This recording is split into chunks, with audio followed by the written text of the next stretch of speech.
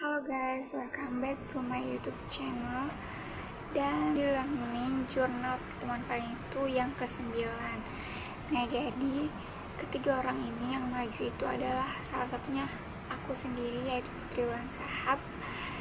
Nah, dimana aku itu ngebawain kayak nyeritain pengalaman aku yang dulunya introvert bisa keluar dari zona nyaman itu. Nah, jadi dengan judul keberanian untuk keluar dari zona nyaman. Nah, jadi aku itu kan emang orangnya introvert banget, apalagi untuk berbicara di depan umum. Nah, tapi aku memilih mata kuliah peminatan public speaking ini, yang notabene itu adalah ya harus berani untuk berbicara di depan umum. Nah, tapi aku itu nggak punya bakat itu, maksudnya aku itu sangat-sangat takut dalam berbicara di depan umum. Nah, tapi aku itu berani untuk keluar dari zona nyaman aku tersebut supaya aku itu bisa lebih berani dan berkembang di kedepannya. Nah, aku itu ngebawain judul keberanian untuk keluar dari zona nyaman. Nah, senangnya aku itu bisa dikasih motivasi dari teman-teman aku. Ada Hani, ada Umi Kulsum, ada Indah, dan ada Alia, dan yang lain-lain juga. Nah, sebenarnya pas aku dipanggil, aku itu sebelum aku dipanggil itu aku itu udah pasrah, soalnya ya emang udah nyiapin juga dan ya bisa mahamin apa yang mau aku bawain.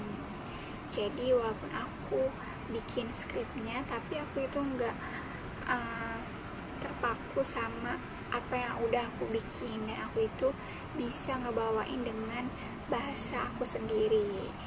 Dan ya teman-teman aku juga bisa support aku buat lebih berkembang di kedepannya. Nah, terus yang kedua itu ada Nabil yang bawain ceramah tentang keutamaan membaca Al-Quran, yang mana dia ini ngebawainnya itu enjoy, terus kelihatannya juga udah benar-benar hafal dan juga menguasai materinya. Dan kita juga nggak yang namanya minim banget buat scrolling HP, sosmed gitu, karena kita emang tertujunya ke si Nabil ini yang membawakan materi ceramahnya yang cukup bagus dan mantap. Dan yang ketiga itu ada ini ada Umi Kulsum. Nah, dia ini membawakan materi dan menjelaskan materi tersebut, yaitu tentang fikih wanita, lebih tepatnya ke haid. Nah, jadi dia ini membawakan materi ini karena pengalaman pribadi juga, dan dia membawakan dengan detail dan jelas banget sampai kita itu paham. Dan forum materi ini itu sama kayak forum diskusi, jadi kita itu enjoy buat ada yang nanya, menambahkan. Nah, jadi Umi Kulsum ini membawakan tentang haid, lebih ke pada tanggal-tanggal haidnya. Jadi di sini aku akan ngejelasin sedikit tentang apa yang aku udah pahamin, yaitu tentang haid, yang mana haid ini adalah darah alami yang keluar dari rahim wanita yang secara rutinnya itu setiap bulannya. Dan haid ini bisa dari usia 9 tahun ke atas. Nah, jadi haid ini juga punya batas minimal dan maksimal batas waktu haidnya. Jadi minimal batas haid itu kan 1 hari 1 malam atau 24 jam, dan maksimalnya itu adalah 15 hari. Fikih wanita tentang haid ini itu hukumnya fardu ain untuk wanita atau bersifat wajib karena berkaitan dengan ibadah, dan fardu kifayah untuk para lelaki. Nah, jadi karena Umi Kulsum ini lebih tepatnya membahas tentang tanggal-tanggal di mana haid itu terlaksana. Jadi haid itu kan waktunya sampai 15 hari. Nah, tapi biasanya 7 hari itu para wanita ini tuh sudah pure, benar-benar bersih dari darah haid. Jadi sudah benar-benar pure, tidak ada darah atau ya tidak ada flek-flek yang berkaitan dengan haid ini.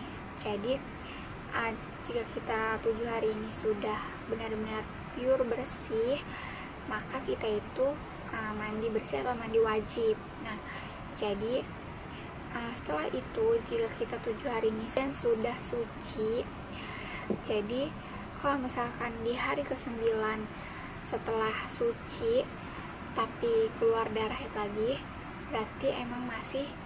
berarti namanya itu masih haid. Nah, tapi kalau misalkan sudah di luar 15 hari, sudah di tanggal 17 atau di hari ke-17 atau hari ke-18, itu bukan haid lagi tapi masuknya ke dalam istihadah.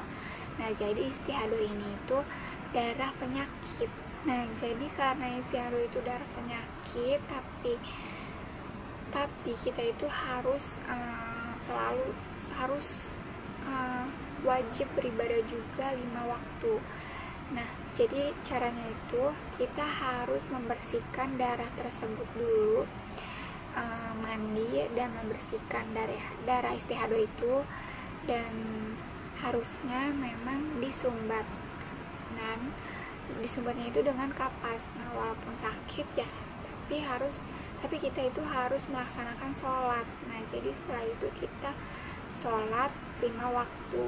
Nah, walaupun caranya itu ribet, tapi kita itu jangan pernah ninggalin sholat. Dan mungkin cukup sekian dari penjelasan saya yang saya pahami dari Umi Kulsum, dan mohon maaf bila ada kekurangan dan kesalahan, and see you in the next video. Thanks for watching. Bye.